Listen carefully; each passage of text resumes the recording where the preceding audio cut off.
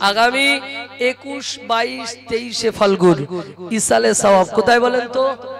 ফুরফুরা দরবার শরীফ। কোথায়? ফুরফুরা দরবার শরীফ।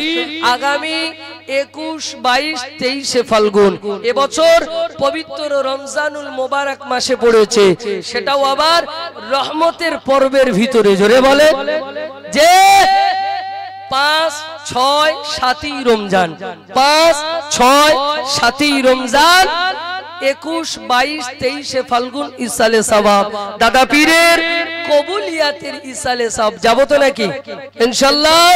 দাদা আল্লাহ আপনার মুজাদ্দিদুজ জামান দাদা হুজুর পীর কেবলা রাহমাতুল্লাহ আলাইহি হুজুর বললেন যে আমার এই 21, 22, 23 ফাল্গুন ইসালে সওয়াবের 3 দিনের ভিতরে যে কোনো একদিন স্বয়ং রাসূলুল্লাহ হাজির হন। জোরে বলেন, জোরে বলেন না তাকবীর দেন, নারে তাকবীর, আরো জোরে দেন না নারে তাকবীর। সিলসিলায়ে হক মুজাদ্দিদুজ জামান, সিলসিলায়ে হক মুজাদ্দিদুজ জামান, মাসলাকে মুজাদ্দিদুজ জামান, মাসলাকে মুজাদ্দিদুজ জামান।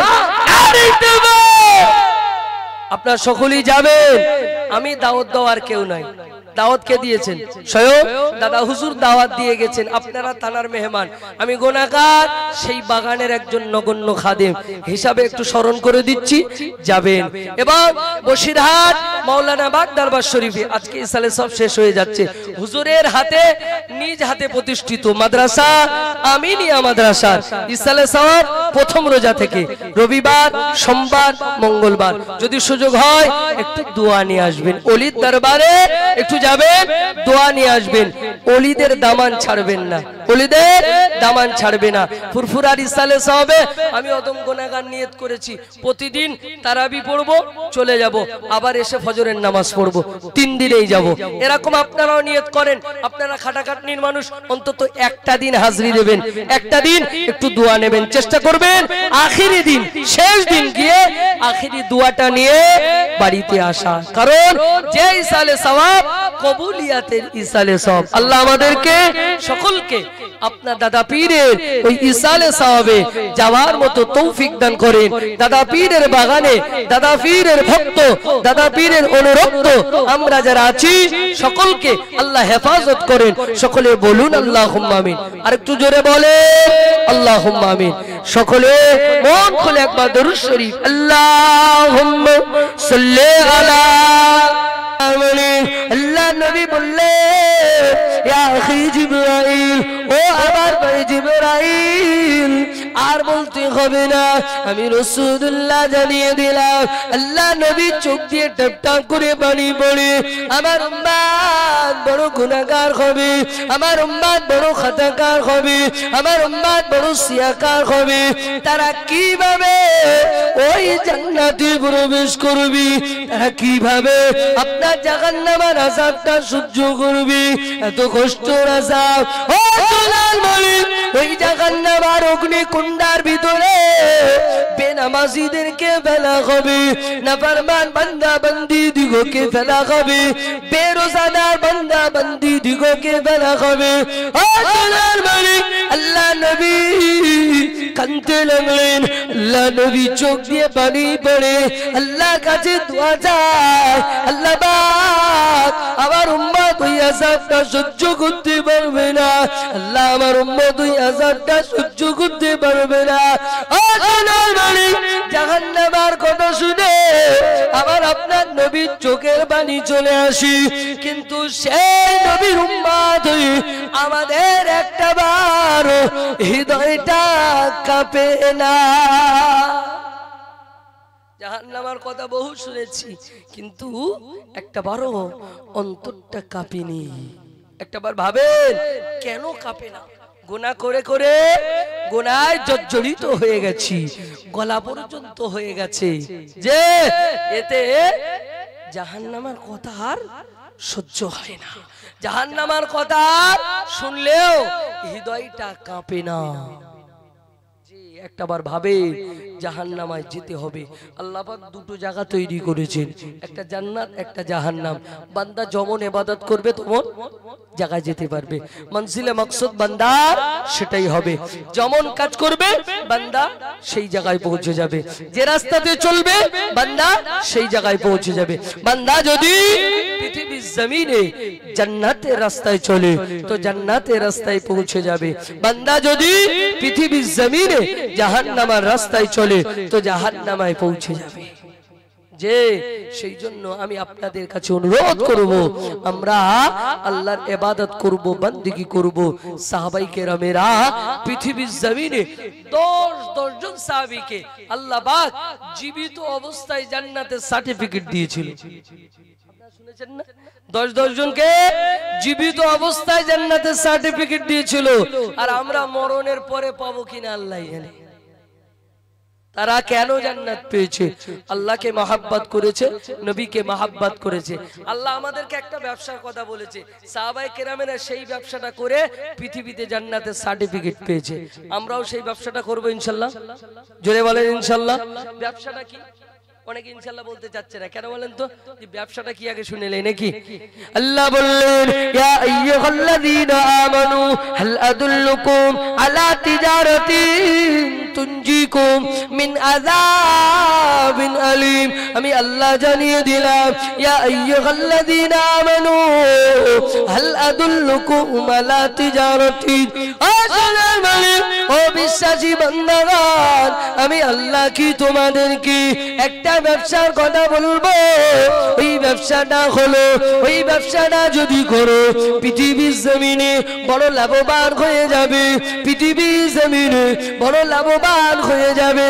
ওই ব্যবসাটা হলো তুমিনুনা বিল্লাহি ওয়া রাসূলিহি, আল্লাহর উপরে ঈমান আনতে হবে, আল্লাহ নবীর উপরে ঈমান আনতে হবে। আসসালামু আলাইকুম, কান্দা খুলে শুনে রেখে দেন, ও তুজাহিদুনা ফি সাবিলিল্লাহ, আল্লাহর রাস্তায় জিহাদ করতে হবে। ব্যবসাটা কি? আল্লাহ রাসূলের উপরে ঈমান আনতে হবে, আল্লাহ আর ওতুজাহিদুনা ফি সাবিলিল্লাহ, আল্লাহর রাস্তায় জিহাদ করতে হবে। এটা হলো ব্যবসা। এই ব্যবসা সাহাবায়ে কেরামেরা করেছে, যে আল্লাহ নবীকে জীবন দিয়ে মহব্বত করেছেন, ভালোবেসেছেন আর আল্লাহর রাস্তায় জিহাদ করেছেন। সাহাবায়ে কেরামেরা নতুন বিবাহ করেছে। হযরতে হানজালা রাদিয়াল্লাহু তাআলা আনহু নতুন বিবাহ করেছে। বাসর রাত, ফুলসজ্জার রাত, স্ত্রীর কাছে ঘরের ভিতরে ঢুকে গেছে। এমন তো অবস্থায় আল্লাহ নবী যুদ্ধের ডাক দিয়েছে, যে হানজালা রাদিয়াল্লাহু তাআলা আনহু গোসল করার মতো সময় পায়নি, চলে গেলেন যুদ্ধের ময়দানে। ওতুজাহিদুনা ফি সাবিলিল্লাহ, আল্লাহর রাস্তায় জিহাদ করতে হবে। আল্লাহ নবী একজন সাহাবী, কালো সাহাবী, হযরতে সাদ সালামী, বিবাহ হয় না, কালো বলে কেউ মেয়ে দেয় না। আল্লাহ নবী বিবাহের ব্যবস্থা করে দিলেন, যে বিবাহ করবে দেনমোহরের টাকাটাও নাই, আল্লাহ নবী সেটাও ব্যবস্থা করে দিলেন। হঠাৎ মার্কেটে গেলেন কিছু কেনাকাটা করতে, বিবাহর কেনাকাটা করতে। তিনি ওই সময়তে খবর পেলেন নবী যুদ্ধের ডাক দিয়েছে, নবী যুদ্ধের ডাক দিয়েছে। আল্লাহ নবী সাহাবী যেই না খবর পেয়েছেন নবী আবার যুদ্ধের ডাক দিয়েছেন, ওই সময়তে আল্লাহ নবী সাহাবী হযরত সাদ সালামী ওই আপনার বিবাহের সরঞ্জামগুলো, বিবাহের জিনিসপত্রগুলো দোকানে ফেরত দিয়ে আবার টাকাটা নিয়ে নিলেন। তিনি চলে গেলেন, ওই টাকা দিয়ে যুদ্ধের সরঞ্জাম কিনে নিলেন। যুদ্ধের সরঞ্জামটা কিনে আল্লাহ নবী সাহাবী হযরত সাদ সালামী যুদ্ধের ময়দানে অবতরণ করলেন। আর একটু জোরে বলে, বিবাহ হয় না, নবী বিবাহের ব্যবস্থা করলেন। এরপরও টাকা নাই, বিবাহ করবে, নবী সেটাও ব্যবস্থা করলেন। কেনাকাটা করতে গেলেন, অর্ধেক কেনাকাটাও হয়ে গেল। হঠাৎ শুনেছে নবী যুদ্ধের ডাক দিয়েছে, যে নবী যুদ্ধের ডাক দিয়েছে। ওই মালগুলো ফেরত দিয়ে যুদ্ধের সামান সেই পয়সায় কিনে নিলেন, কিনে যুদ্ধের ময়দানে চলে গেলেন। তারা নবীকে জীবন দিয়ে মহব্বত করেছেন। তুমিনুনা বিল্লাহি ওয়া রাসূলিহি ওয়া তুজাহিদুনা ফি সাবিলিল্লাহ, এবং আল্লাহর রাস্তায় জিহাদও করেছে। সেই জন্য আমাদেরকে ঈমান আনতে হবে আল্লাহর উপরে, তার নবীর উপরে। ঈমানটা যেন পাকাপোক্ত থাকে। আছে তো আমাদের ঈমান বাবু? আমাদের ঈমান পাকাপোক্ত আছে তো? এখন ধরেন আজকে উত্তর জোজরা গ্রামে জলসা হচ্ছে, আল্লাহ না করুক খুব পানি হলো, উত্তর জোজরা গ্রামের লোকের ঈমান বাঁশতলা দিয়ে ছুটবে? কথা কি ভুল বললাম? যে উত্তর জোজরা গ্রামের মা বোনেরা, গ্রামের লোকেরা বলবে আল্লাহর খেয়ে দে কাজ নাই, আজকেই পানি দিতে হলো। বছরে একটা দিন জলসা, একটু আনন্দ করব, একটু ঘুরবো, আজকেই পানি দিতে হলো। বলবে কি বলবে না? ঈমান বাঁশতলা দিয়ে ছুটবে। আল্লাহ যেটা করেন সেটা ভালোর জন্য করেন, এটা হলো পাকাপোক্ত ঈমানদারের কথা। যদি আজকে উত্তর জোজরা গ্রামে এই জলসা পানিতে ভেসে এখান থেকে চলেও যায়, ঈমানদারের কথা হবে আল্লাহ যেটা করেছেন ভালোর জন্য করেছেন, এটা হবে ঈমানদারের কথা। লাভ হোক আল্লাহ করেছেন ভালোর জন্য করেছেন, লস হোক আল্লাহ করেছেন ভালোর জন্য করেছেন। ছেলে পরীক্ষায় পাশ করেছে, যে এলাকার লোকেরা আলোচনা করছে জানিস সেই অমুকের ছেলে মাধ্যমিক পরীক্ষায় ফার্স্ট হয়েছে। পাশ থেকে কথাটা শুনতে পেয়ে বলছে এই ছেলেটা কাজ জানিস তো? যেই ছেলে পাস করেছে বলছে ছেলেটা কাজ জানিস তো? আর ছেলে ফেল করেছে। এখন এলাকার কিছু লোক আলোচনা করছে, বলছে সে অমুকের ছেলেটা ফেল করলো, খুব কষ্ট লাগে, পরীক্ষায় পাস করতে পারলো না। পাশ থেকে কথাটা শুনতে পেয়ে বলছে আল্লাহ যা করে তাই। যখন পাস করেছিল বলছে ছেলেটা কাজ জানিস তো? আমার ছেলে পাস করবে না মানে ফার্স্ট ডিভিশনে পাস। আর যখন ফেল করলো বললো আল্লাহর দয়া, আল্লাহ যা করেছে তাই। পাস করেছিল যখন, তখন তো শুকরিয়াটা আদায় করার দরকার ছিল। লাভ হলেও আল্লাহ, লস হলেও আল্লাহ, যেটাই হোক আল্লাহ করেছেন, এটা হবে ঈমানদারের কথা। সোনার মণি কান্ডা করে শুনে রেখে দেন, আল্লাহ নবী জানিয়েছেন লা ইউমিনু আহাদুকুম হাত্তা আকুনা আহাব্বা ইলাইহি মিন ওয়ালিদিহি ওয়া ওয়ালাদিহি ওয়ান নাসি আজমাইন। আল্লাহ নবী জানালেন ওই সময় পর্যন্ত পরিপূর্ণ ঈমানদার হতে পারবে না, পরিপূর্ণ মুসলমান হতে পারবে না, যে সময় পর্যন্ত তোমরা তোমাদের আল আওলাদ সয় সম্পত্তি পৃথিবীর সমস্ত মানুষ অপেক্ষা আল্লাহ আল্লাহ রসুলকে মহব্বত করতে না পারবে, আল্লাহ আল্লাহ রসুলকে পিয়ার করতে না পারবে, আল্লাহ আল্লাহ রসুলকে ভালোবাসতে না পারবে। ও সোনার মানিক কান্ডা করে শুনে রেখে দেন, সম্পত্তি থেকে বেশি নবীকে মহব্বত করতে হবে, আল্লাহকে মহব্বত করতে হবে। ও সোনার মানিক বিবি থেকে বেশি নবীকে মহব্বত করতে হবে, স্ত্রী থেকে বেশি আল্লাহকে মহব্বত করতে হবে, বাচ্চা থেকে বেশি আল্লাহকে মহব্বত করতে হবে, বাচ্চা থেকে বেশি নবীকে মহব্বত করতে হবে। ও সোনার মানিক পৃথিবীর সমস্ত মানুষ অপেক্ষা আল্লাহ আল্লাহ রসুলকে যদি মহব্বত করতে না পারি, আল্লাহ আল্লাহ রসুলকে যদি ভালোবাসতে না পারি, আমরা পরিপূর্ণ ঈমানদার হতে পারবো না। পরিপূর্ণ ঈমানদার হতে গেলে পৃথিবীর সয় সম্পত্তি, পৃথিবীর সমস্ত মানুষ অপেক্ষা আল্লাহ আল্লাহ রসুলকে মহব্বত করতে হবে, আল্লাহ আল্লাহ রসুলকে ভালোবাসতে হবে। যে আমরা সয় সম্পত্তির থেকে বেশি রসুলকে মহব্বত করি তো নাকি? এখন যদি উত্তর জোজরা গ্রামের ইমাম সাহেব আপনাদেরকে বলে আপনার 5 বিঘা জমি 2 বিঘা মসজিদে দেন তো নবীর নামে, বলছি ইমাম সাহেব তোমার মাথা খারাপ হয়ে গেছে নাকি? 2 বিঘা জমি দেওয়া যায়? বুঝতে পারেননি?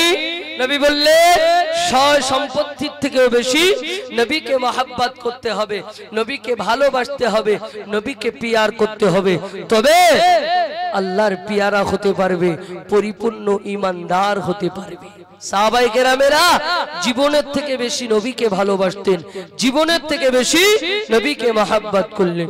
আল্লাহ নবী জানালেন, ও সোনার মানিক, قال النبي صلى الله عليه وسلم أصحابك النجوم بأيهم اقتديتم اقتديتم আমি রাসূলুল্লাহ জানিয়ে দিলাম আমার প্রত্যেকটা সাহাবী উজ্জ্বল নক্ষত্র তারকারাজির মতো। একজন সাহাবীকে যদি অনুসরণ করতে পারো হেদায়েতের রাস্তা পেয়ে যাবে, একজন সাহাবীকে যদি অনুসরণ করতে পারো হেদায়েতের রাস্তা পেয়ে যাবে। ও সোনার মানিক, কান্ডা খুলে শুনে রেখে দেন, আবু বকর হুজুরের ইতিহাস আমরা জানি, ওমর হুজুরের ইতিহাস আমরা জানি, উসমান হুজুরের ইতিহাস আমরা জানি, আলী হুজুরের ইতিহাস আমরা জানি। একজন সাহাবীকে যদি অনুসরণ করতে পারি হেদায়েতের রাস্তা পেয়ে যাব। ও সোনার মানিক, কান্ডা খুলে শুনে রেখে দেন, একজন সাহাবীকে অনুসরণ করেন, আবু বকরকে অনুসরণ করেন, হেদায়েতের রাস্তা পেয়ে যাবেন। আবু বকর জান্নাতি জান্নাতি জান্নাতি। ও সোনার মানিক, আবু বকর পৃথিবীর জমিনে জান্নাতের সার্টিফিকেট পেয়েছে, জীবিত অবস্থায় পেয়েছে। আবু বকর পৃথিবীর জমিনে জীবিত অবস্থায় জান্নাতের সার্টিফিকেট পেয়েছে। ওমর হুজুর পৃথিবীর জমিনে জীবিত অবস্থায় জান্নাতের সার্টিফিকেট পেয়েছে। উসমান হুজুর পৃথিবীর জমিনে জীবিত অবস্থায় জান্নাতের সার্টিফিকেট পেয়েছে। আলী হুজুর পৃথিবীর জমিনে জীবিত অবস্থায় জান্নাতের সার্টিফিকেট পেয়েছে। আর একটু জোরে বলে যে সেই সাহাবীদেরকে যদি একটু অনুসরণ করে যে তারা কিভাবে চলেছে, তারা কিভাবে খেয়েছে, তারা কিভাবে পড়েছে, যদি তাদেরকে একটাবার অনুসরণ করে হেদায়েতের রাস্তা পেয়ে যাবে। যে যে তাদেরকে অনুসরণ করলে হেদায়েতের রাস্তা পেয়ে যাবেন। একবার দরুদ শরীফ আল্লাহুম্মা সাল্লি আলা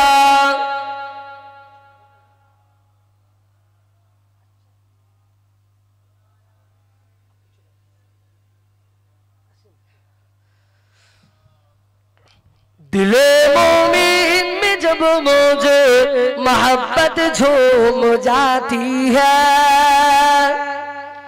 दिले मोमिन में जब मुझे मोहब्बत झूम जाती है, मदीना याद आते ही तबीयत झूम जाती है।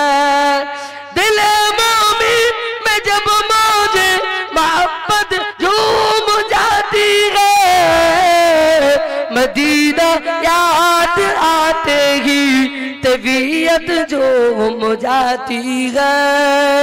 गुनहगारों न घबराओ ओ आए शाफ़े महशर, गुनहगारों न घबराओ ओ आए शाफ़े महशर, जिनको देख कर शाने शफाअत झूम जाती है, मदीना याद आते ही तबीयत झूम जाती है।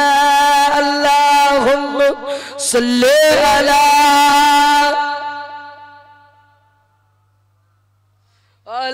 आले सय्यिदिना। বিদায় নেব। আপনাদের মসজিদের সানাম ধন্য ইমাম আপনাদের সামনে আলোচনা করবেন। আল্লাহ কারে গোটা বাংলা জুড়ে, শুধু বাংলা নয়, আপনাদের রত্ন আর কি, আপনাদের গ্রামের রত্ন, মানে গ্রামের ফকির ভিক পায় না, এটা জানেন তো। আমাদের গ্রামে ইমামতি করে বলে খুব একটা মর্যাদা দিই না, কিন্তু নয়, গোটা বাংলা নয়, আপনার বাংলাদেশ, ভারত, আসাম, ত্রিপুরা, মেঘালয়, আল্লাহ ভাইকে নিয়ে যান। এই একের সঙ্গে কম বেশি থাকি, সেইভাবেই পরিচিত। আল্লাহ ভাইকে নিয়ে যান, তিনি আলোচনা করবেন। তার আগে আমি আপনাদেরকে একটা কথা একটু স্মরণ করিয়ে দিই, আপনারা সকলেই জানেন। এরপরেও আমি গুনাহগার দাদা পীরের দরবারে দাদা পীরের বাগানের নগণ্য একজন খাদেম হিসাবে একটু স্মরণ করিয়ে দিচ্ছি। আগামী 21, 22, 23 ফাল্গুন ইসালে সওয়াব কোথায় বলেন তো? ফুরফুরা দরবার শরীফ। কোথায়? ফুরফুরা দরবার শরীফ। আগামী 21, 22, 23 ফাল্গুন এবছর পবিত্র রমজানুল মোবারক মাসে পড়েছে, সেটাও আবার রহমতের পর্বের ভিতরে। জোরে বলে যে 5, 6, 7ই রমজান, 5, 6, 7ই রমজান, 21, 22, 23 ফাল্গুন ইসালে সওয়াব, দাদা পীরের কবুলিয়াতের ইসালে সওয়াব। যাবো তো নাকি ইনশাআল্লাহ? দাদা আল্লাহ আপনার মুজাদ্দিদুজ জামান দাদা হুজুর পীর কেবলা রাহমাতুল্লাহ আলাইহি হুজুর বললেন যে আমার এই 21, 22, 23 ফাল্গুন ইসালে সওয়াবের 3 দিনের ভিতরে যে কোনো একদিন স্বয়ং রাসূলুল্লাহ হাজির হন। জোরে বলেন, জোরে বলেন না তাকবীর দেন, নারে তাকবীর, আরো জোরে দেন না নারে তাকবীর। সিলসিলায়ে হক মুজাদ্দিদুজ জামান, সিলসিলায়ে হক মুজাদ্দিদুজ জামান, মাসলাকে মুজাদ্দিদুজ জামান, মাসলাকে মুজাদ্দিদুজ জামান, নারে তাকবীর। আপনারা সকলেই যাবেন, আমি দাওয়াত দেওয়ার কেউ নাই। দাওয়াত কে দিয়েছেন? স্বয়ং দাদা হুজুর দাওয়াত দিয়ে গেছেন। আপনারা থানার মেহমান, আমি গুনাহগার, সেই বাগানের একজন নগণ্য খাদেম হিসাবে একটু স্মরণ করে দিচ্ছি, যাবেন। এবং বসিরহাট মাওলানা বাগ দরবার শরীফে আজকে ইসালে সব শেষ হয়ে যাচ্ছে। হুজুরের হাতে, নিজ হাতে প্রতিষ্ঠিত মাদ্রাসা আমিনিয়া মাদ্রাসার ইসালে সওয়াব প্রথম রোজা থেকে রবিবার, সোমবার, মঙ্গলবার যদি সুযোগ হয় একটু দোয়া নিয়ে আসবেন। ওলির দরবারে একটু যাবেন, দোয়া নিয়ে আসবেন। ওলিদের দামান ছাড়বেন না, ওলিদের দামান ছাড়বে না। ফুরফুরার ইসালে সওয়াবে আমি অদম গুনাহগার নিয়ত করেছি প্রতিদিন তারাবি পড়ব, চলে যাব, আবার এসে ফজরের নামাজ পড়ব, 3 দিনেই যাব। এরকম আপনারাও নিয়ত করেন। আপনারা খাটাখাটনির মানুষ, অন্তত একটা দিন হাজরি দেবেন, একটা দিন একটু দোয়া নেবেন, চেষ্টা করবেন আখিরি দিন, শেষ দিন গিয়ে আখিরি দোয়াটা নিয়ে বাড়িতে আসা। কারণ যে ইসালে সওয়াব কবুলিয়াতের ইসালে সওয়াব। আল্লাহ আমাদেরকে সকলকে আপনার দাদা পীরের ওই ইসালে সওয়াবে যাওয়ার মতো তৌফিক দান করেন। দাদা পীরের বাগানে, দাদা পীরের ভক্ত, দাদা পীরের অনুরক্ত আমরা যারা আছি সকলকে আল্লাহ হেফাজত করেন। সকলে বলুন আল্লাহুম্মা আমিন। আর একটু জোরে বলেন আল্লাহুম্মা আমিন। সকলে মন খুলে একবার দরুদ শরীফ, আল্লাহুম্মা সাল্লি আলা